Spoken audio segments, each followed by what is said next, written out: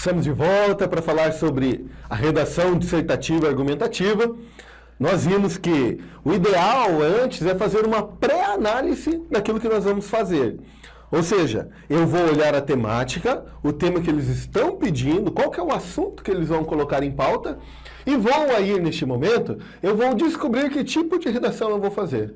Certo? Então agora nós vamos mais na prática. O que eu tenho que colocar nesta bendita folha? O que eu tenho que colocar na folha para que eu consiga ser aprovado na redação?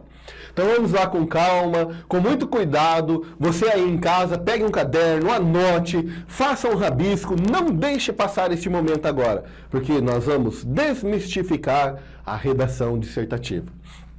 O primeiro ponto que você tem que entender é que a dissertação ela não tem um modelo ideal para se fazer. Ela não tem uma regra para ser seguida. Não que você tem que fazer de qualquer jeito, mas não tem um modelo específico para que você siga aquilo ali. O que eu vou passar para vocês aqui é uma dica que sempre deu certo para os meus alunos. E sempre vai dar, porque ela está dentro do critério da dissertação argumentativa. A primeira coisa que nós temos que ter cuidado é a questão da apresentação do meu texto. Notaram que quando eu me apresento de uma forma bonita, aciada, bem tratada, eu sou bem recebido? Ou pelo menos educadamente todos me recebem?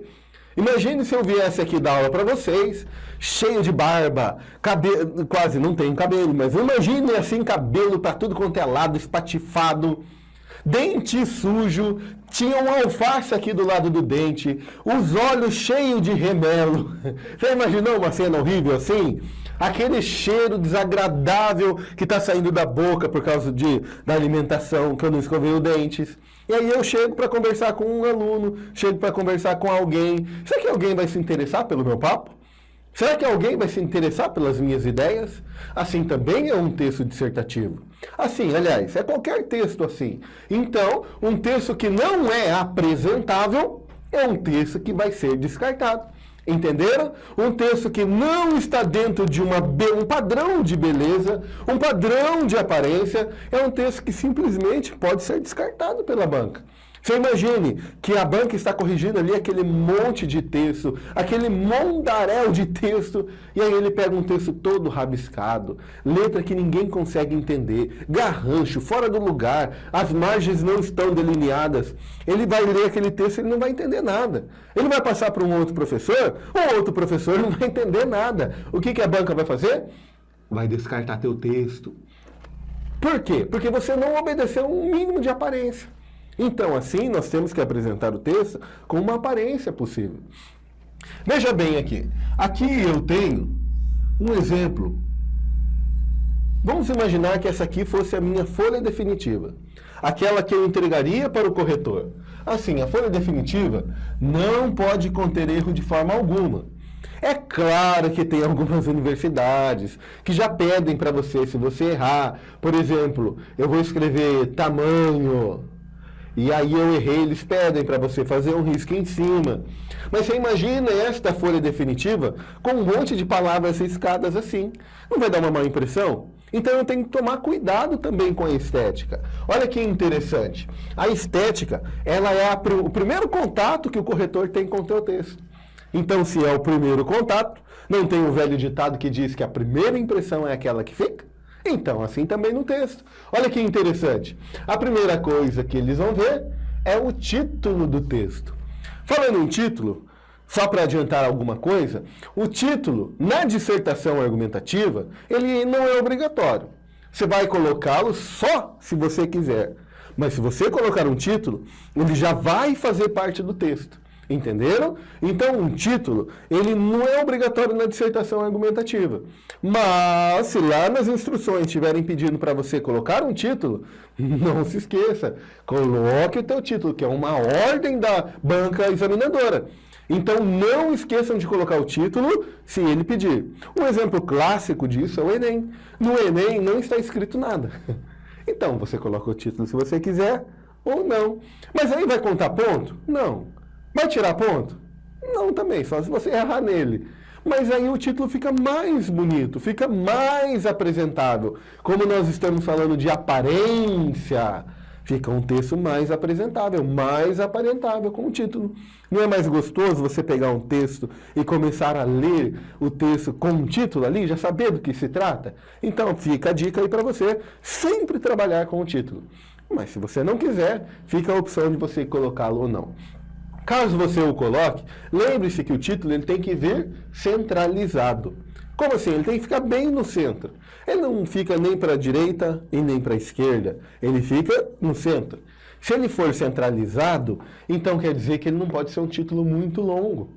Porque se for um título muito longo, já falou tudo ali na redação. Entenderam a diferença? No título, você tem a liberdade de escrever como quiser e da forma que você quiser também. Posso colocar tudo em letra de forma maiúscula? Pode. Pode colocar só a primeira letra maiúscula, o resto minúscula? Pode também. Né? O que não, pode colocar aspas? Sim. Interrogação? Sim. Exclamação? Sim. Você é livre. O título é o primeiro contato que o leitor vai ter com o texto. Imagine assim, o escritor pega o texto inteiro, amassa, tira ali uma frase principal e fala, olha gente, eu vou falar sobre isso daqui no meu texto. Entenderam o que é o título? O título é o menor resumo do texto que vai ser colocado. Então, o título, ele torna também isso importante num texto. O que é não aconselhável você fazer no título? Primeiro, colocar ponto final. Ora, se o título é o primeiro contato que o leitor tem com o teu texto, você já está com um ponto final ali logo de cara. O ponto final, ele finaliza uma ideia. Então, você vai estar finalizando que o teu texto inteiro vai ser baseado naquilo que você escreveu no título. Entenderam? Então é não aconselhável colocar o ponto final. Outra coisa também que você não necessariamente é obrigatório, mas que é bom evitar, você misturar as letras. Como assim? Um título bem feito, ele tem em torno de 2 a 7 palavras. 2 a 7, fica bem feitinho ali, bem resumido. Né? Mas agora eu misturo as letras. Por exemplo, no Brasil são aceitas 3 tipos de letras. A letra cursivo, não existe letra cursiva, tá ok? Registrado aí, letra cursivo. A letra em braille, para as pessoas que não têm a visão apurada, tem menos de 2 graus de visão, a letra em braille também é aceita. Tanto que nos concursos já tem lá a pergunta. Você é portador de alguma deficiência? Você tem o direito de ter uma máquina em braille ou então um tradutor do seu lado. E também a letra de forma, ela é aceita também na grafia brasileira. Então vamos raciocinar comigo. Se esses 2 tipos mais trabalhados são aceitos num texto escrito, por que eu vou misturar um com o outro? Se eu optar pela letra cursivo, eu vou ter que terminar o meu texto com a letra cursiva. Se eu optar pela letra de forma, eu vou ter que terminar o meu texto com a letra de forma. É claro que isso não é um padrão assim que todos vão ficar olhando. O corretor vai olhar para o teu texto e vai falar, nossa, aqui tem letra misturada, letra de forma e letra cursivo. É claro que ninguém vai perder tempo com isso. Mas se eu estou falando de aparência, eu tenho que fazer um diferencial na hora da minha prova. Eu tenho que fazer de tudo para que o corretor olhe para o meu texto e fale, esse merece. Esse aluno aqui é muito bom. Ele entende todas as dicas e as regras da caligrafia também. Agora, se eu optar pela letra de forma, eu não posso fazer isso que eu fiz no quadro. Eu tenho que separar as maiúsculas das minúsculas. Por exemplo, a palavra mistura. Mistura. Tá vendo aqui, ó? Eu separei as maiúsculas das minúsculas. Sendo dessa forma, não tem problema utilizar a letra de forma de espécie alguma. Partindo ainda da estética, toda a redação é feita em prosa. O que é uma redação em prosa? Dizia alguns alunos meus, redação em prosa é quando 2 caipiras começam a escrever. Nós está aqui hoje para mod escrevinhar um texto bem escrito da língua portuguesa. Não é uma prosa entre caipira? Ora, preste atenção, redação em prosa nada mais é que uma redação que tenha parágrafo e atinge até o fim da margem. Então eu vou começar com o meu parágrafo aqui e vou atingir até o fim das margens, Tá vendo aqui, ó? Aí o meu parágrafo acabou aqui. Eu vou começar um outro parágrafo aqui. Tá vendo? Ó? Fica alinhadinho, bonito, dentro da aparência. Olha que legal. Olha que bacana, ó. Parágrafo alinhado, atinge toda a margem. Olha que interessante aqui. Por exemplo, eu vou terminar aqui e vou escrever a palavra jacarezinho, por exemplo.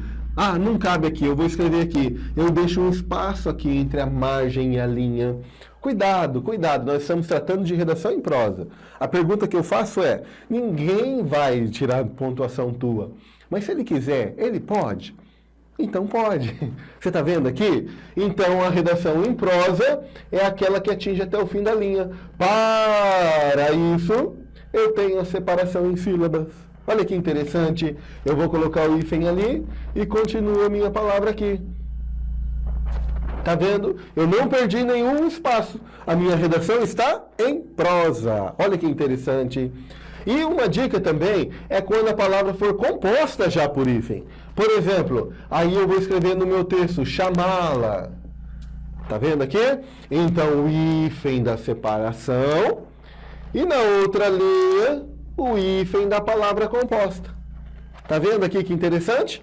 Então, eu usei um hífen para separar e um hífen da palavra composta. Então, eu tenho que estar atento a isso também na minha parte estética.